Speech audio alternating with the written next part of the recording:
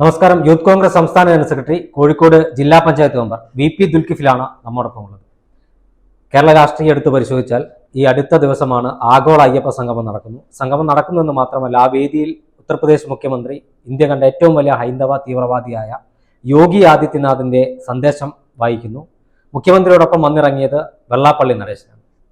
സമൂഹത്തെ ധ്രുവീകരിക്കാൻ അല്ലെങ്കിൽ മതപരമായി ഭിന്നിപ്പിക്കാൻ സംസ്ഥാന സർക്കാരും CPM-ഉം ശ്രമിക്കുന്നതിന്റെ ഏറ്റവും അവസാന ഉദാഹരണമല്ലേ ആഗോള അയ്യപ്പ സംഗമം? 100%. അതിലെന്താ സംശയമുള്ളത്? ഇപ്പം കേരളത്തിലെ ഗവൺമെന്റ് എന്ന് പറയുന്നത് ഇടതുപക്ഷ ജനാധിപത്യ മുന്നണി ഗവൺമെന്റ് എന്നാണ് അറിയപ്പെടുന്നത്. അതിന്റെ മുഖ്യമന്ത്രി എന്ന് പറയുന്നത് ഇന്ത്യയിൽ തന്നെ ഏറ്റവും മുതിർന്ന CPM-ന്റെ നേതാവാണ്. കമ്മ്യൂണിസ്റ്റ് മാർക്സിസ്റ്റ് പാർട്ടിയുടെ പോളിറ്റ് ബ്യൂറോ അംഗമാണ്. അദ്ദേഹം നേതൃത്വം കൊടുക്കുന്ന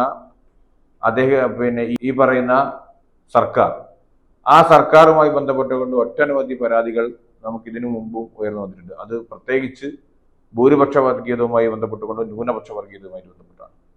ഒരു സമയത്ത് ന്യൂനപക്ഷ വർഗീയത ആളിക്കത്താനാണ് CPM ശ്രമിച്ചതെങ്കിൽ ഇത്തവണ ഭൂരിപക്ഷ വർഗീയത ആളിക്കത്തിക്കാനാണ് CPM ശ്രമിച്ചുകൊണ്ടിരിക്കുന്നത്. കേരളത്തിലെ ഇപ്പൊ അടുത്ത കാലത്ത് ഏറ്റവും മതസ്പർദ്ധ ഉണ്ടാക്കുന്ന സംസാരങ്ങൾ സംസാരിച്ച വെള്ളാപ്പള്ളി നടേശൻ എന്ന് പറയുന്ന SNDP-യുടെ നേതാവിനെ കേരളത്തിലെ ഗവൺമെന്റിന്റെ ഒന്നാം കാർഡിൽ അവിടത്തേക്ക് ആനയിക്കുമ്പോൾ കൃത്യമായി CPM ഉന്നം വെക്കുന്നത് കേരളത്തിലെ തീവ്ര ഹിന്ദു വോട്ടുകളെയാണ് എന്ന കാര്യത്തിൽ തർക്കവുമില്ല. അത് പച്ചക്ക് പറഞ്ഞാൽ RSS-ഉം BJP-യേക്കാൾ മറികടക്കുന്ന വർഗീയത, ആ വർഗീയത കേരളത്തിൽ ആളിക്കത്തിച്ച് ഇന്ന് നിലനിൽക്കുന്ന ജനദ്രോഹ ഗവൺമെന്റിനെ എങ്ങനെയെങ്കിലും അത് ആ ഇമേജിൽ നിന്ന് മാറ്റി ഒരു മൂന്നാമതൊരു ഗവൺമെന്റ് ഉണ്ടാക്കാനുള്ള വിപല ശ്രമമാണ് ഇപ്പം നടന്നുകൊണ്ടിരിക്കുന്നത്. ആ ശ്രമം കേരളത്തിലെ പൊതുസമൂഹം തിരിച്ചറിയും എന്ന കാര്യത്തിൽ തർക്കമില്ല. അതോടൊപ്പം തന്നെ ആഗോള അയ്യപ്പ സംഘവുമായിട്ട് ബന്ധപ്പെട്ട് മറ്റുള്ള ഒരുപാട് കാര്യങ്ങൾ ഇപ്പം പുറത്തു വന്നുകൊണ്ടിരിക്കുകയാണ്. നേരത്തെ പറഞ്ഞ യോഗി ആദിത്യനാഥ് നമുക്കറിയാം, കഴിഞ്ഞ ഒരു ദിവസം I love you മുഹമ്മദ് എന്ന് പറഞ്ഞുകൊണ്ടൊരു ക്യാമ്പയിൻ, അത് ക്യാമ്പയിനുമായി ബന്ധപ്പെട്ടുകൊണ്ട് വ്യത്യസ്തമായ അഭിപ്രായമാണ് ഞങ്ങൾക്കൊക്കെ ഉള്ളത്. പക്ഷെ അങ്ങനെ ഒരു ക്യാമ്പയിൻ നടക്കുമ്പോൾ എന്തുകൊണ്ട് ആ ക്യാമ്പയിനെ എതിർക്കേണ്ട ആവശ്യം എന്താണുള്ളത്? I love you രാമൻ എന്ന് പറയാം, I love you മോദി എന്ന് പറയാം, I love you ഈ പറയുന്ന യോഗി ആദിത്യനാഥ് എന്ന് പറയാം, രാഹുൽ ഗാന്ധി എന്ന് പറയാം, മല്ലികാർജുന ഖാർഗെ എന്നൊക്കെ പറയാം. ആർക്കാണ് എന്തിനാണ് ഇഷ്ടമുള്ളത് ആ ഇഷ്ടമുള്ളതിനെ തുറന്നു പറയാനുള്ള സ്വാതന്ത്ര്യമുള്ള രാജ്യമാണ് ഇന്ത്യ.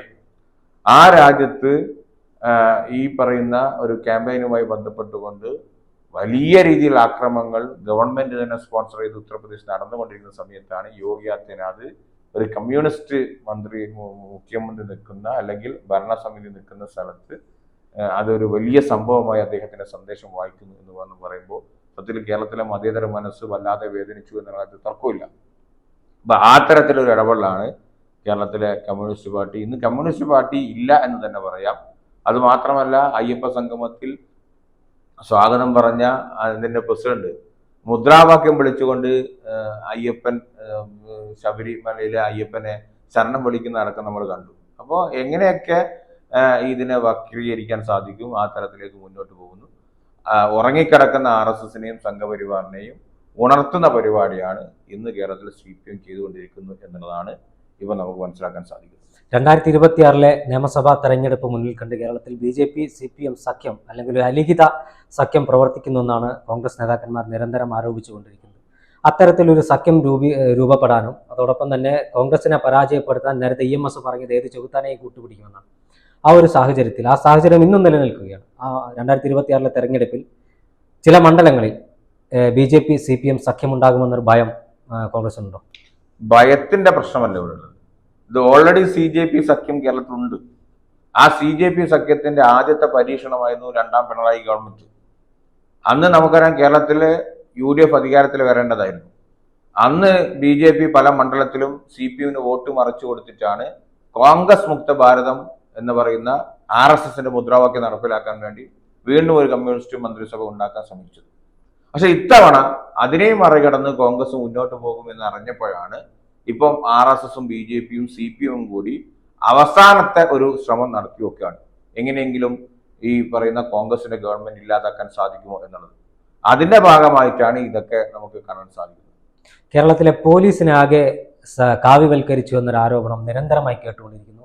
CPM-ന് കഴിഞ്ഞ സമ്മേളനങ്ങളിൽ പല CPM-ന്റെ ആളുകളും പറഞ്ഞത് ഏരിയ സെക്രട്ടറിക്കും ജില്ലാ കമ്മിറ്റി അംഗത്തിനോ സംസ്ഥാന സെക്രട്ടറി അംഗത്തിനോ കിട്ടാത്ത പരിഗണന പ്രാദേശിക RSS നേതാക്കന്മാർക്ക് പല പോലീസ് സ്റ്റേഷനുകളിൽ ലഭിക്കുന്നുവെന്ന് CPM തന്നെ പറയുന്നു. CPI-ക്കാർ പറയുന്നു. കേരളത്തിലെ പോലീസിനെ പിണറായി വിജയൻ സംഘിവൽക്കരിച്ചു, അല്ലെങ്കിൽ നേരത്തെ പല തമാശ രൂപേണ പലരും പറയുന്നുണ്ട് കേരളത്തിന്റെ മുഖ്യമന്ത്രി ആഭ്യന്തര വകുപ്പ് കൈകാര്യം ചെയ്യുന്ന വത്സൻ തില്ലങ്കരിയാണെന്ന്. അത്തരത്തിൽ പോലീസ് സ്റ്റേഷനുകളെ RSS വൽക്കരിച്ചു എന്നൊരു ആരോപണം കോൺഗ്രസിനുണ്ടോ? RSS വൽക്കരിച്ചു എന്ന് മാത്രമല്ല, RSS വൽക്കരണത്തിന്റെ കൂടെ തന്നെ നമ്മൾ രണ്ട് തരത്തിൽ ഇതിനെ കാണണം. ഒന്ന്, RSS ഒരു ഭാഗത്ത് പിടിമുറുക്കുമ്പോൾ SDPയും അതേപോലെ തന്നെ പോപ്പുലർ ഫ്രണ്ട് പോലെയുള്ള സംഘടനകളും പോലീസിൽ ചെറിയ രീതിയിൽ പിടിമുറുക്കാൻ ശ്രമിച്ചിരുന്നു.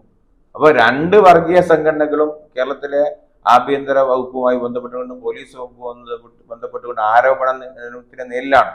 അപ്പോൾ അതൊന്നും കേരളത്തിലെ മുഖ്യമന്ത്രി അറിയുന്നില്ല എന്ന് മാത്രമല്ല, മുഖ്യമന്ത്രിയുടെ കയ്യിൽ നിന്ന് ആഭ്യന്തര വകുപ്പ് നിയന്ത്രണം വിട്ടിട്ട് ഒരുപാട് വർഷങ്ങളായി. ഇത് സൂചിപ്പിക്കാൻ കാരണം നേരത്തെ വത്സൻ തില്ലങ്കരിയുടെ കാര്യം പറഞ്ഞു.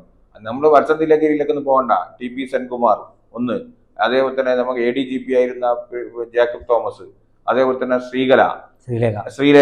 ശ്രീലേഖ ഉൾപ്പെടെയുള്ള ഒരു മുതിർന്ന പോലീസ് ഉദ്യോഗസ്ഥന്മാർ അവർ RSS സംഘടന എന്ന് പറയുന്ന സംഘടന വളരെ മികച്ചതാണെന്നും കേരളത്തില് തീവ്രവാദ പ്രവർത്തനം ഉണ്ട് എന്നും അത് മുസ്ലിം വിഭാഗവുമായി ബന്ധപ്പെട്ടാണ് എന്നൊക്കെ വിളിച്ചു പറയുന്ന തരത്തിലേക്ക് സർവീസിൽ നിന്ന് വിരമിച്ചും വിളിച്ചു പറയുന്ന അവസ്ഥയിലേക്ക് കേരളത്തിലെ പോലീസ് സംവിധാനം മുന്നോട്ട് പോകുന്നത് നമ്മൾ കണ്ടിട്ടുണ്ട്.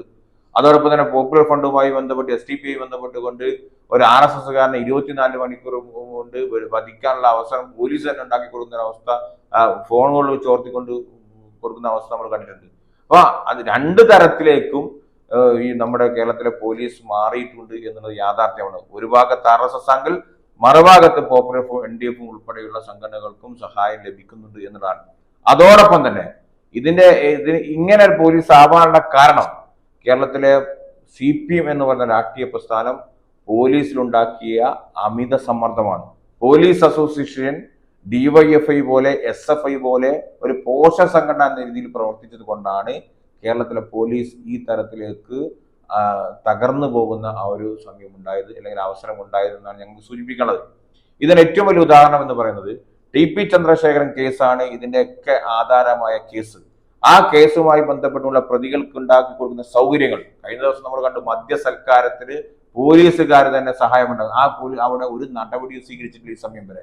ഗോവിന്ദചാമി എന്ന് പറയുന്ന വികലാംഗനായ ഒരാൾ ഈ കണ്ണൂർ സെൻട്രൽ ജയിൽ പോലെയുള്ള അതീവ സുരക്ഷാ ജയില് ചാടി കടക്കുന്ന ഒരു അവസ്ഥയിലേക്ക് പോകുന്നു.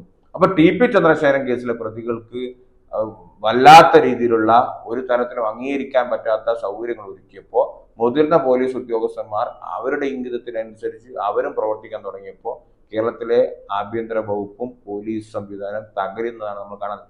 ഒരു പ്രതിയെ സംരക്ഷിക്കുമ്പോൾ അല്ലെങ്കിൽ ഒരു ക്രിമിനൽ സംഘത്തെ സംരക്ഷിക്കുമ്പോൾ അതിന് ചില വിട്ടുവീഴ്ചകൾ ചെയ്യേണ്ടി വരും. ആ വിട്ടുവീഴ്ചയാണ് കേരളത്തിലെ ആഭ്യന്തര വകുപ്പിനെ തകർത്തത് എന്നുള്ളതാണ് കൃത്യമായി നമുക്ക് കാര്യങ്ങൾ പരിശോധിച്ച് കഴിഞ്ഞാൽ മനസ്സിലാക്കാൻ സാധിക്കും.